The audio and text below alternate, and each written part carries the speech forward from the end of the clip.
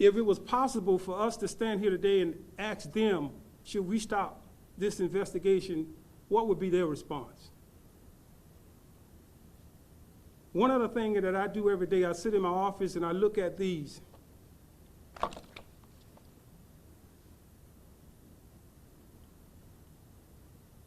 And I look at them because these young girls, what I'm holding now should be graduation programs. Instead, it's funeral programs. These young girls didn't graduate from high school not because they weren't smart enough, not because of anything other than somebody took their life too early.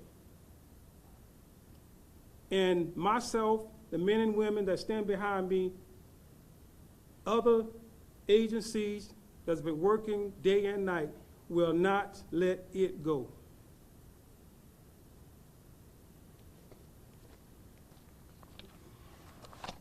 I'll take any questions.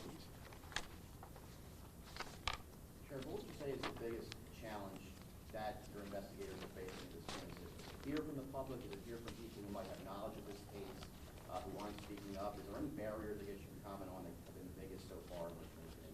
Yeah, it's a lot of that fear, and I'm glad you asked that question because we have, and one of the reasons why, again, we give this profile is simply because there are family members and friends that have an idea, may not know fully, but have an idea that my cousin or my family, they're acting funny, they're acting different. They're acting strange after these murders. They're continually asking about these murderers. They're continuously asking about different things concerning and giving excuses and reasons why they couldn't. They're not the ones that committed these murders.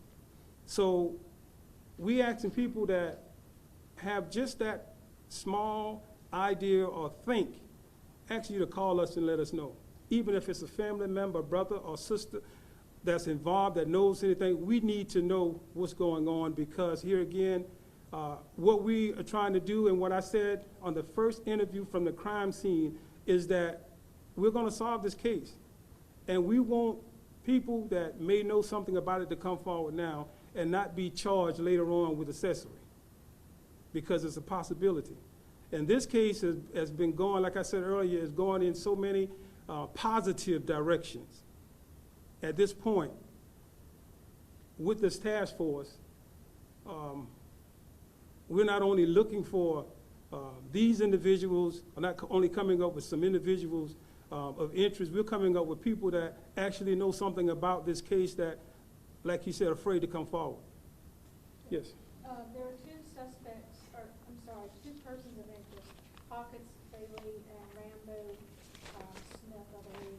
Are those still persons of interest? Also, what is the status of the father of these children, Christopher Dean Wright? And is your position still the same, that Right. he is responsible for their deaths? Right. Nothing has changed with the persons that you have just mentioned.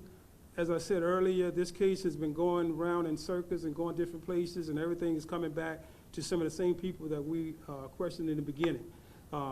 The talk about Chris Wright, the reason why I didn't bring him up in here, you're right. I still stand on what I said in every interview. But the reason why I didn't bring him up in here is because I'm not going to waste any more time on Chris Wright, because he has decided to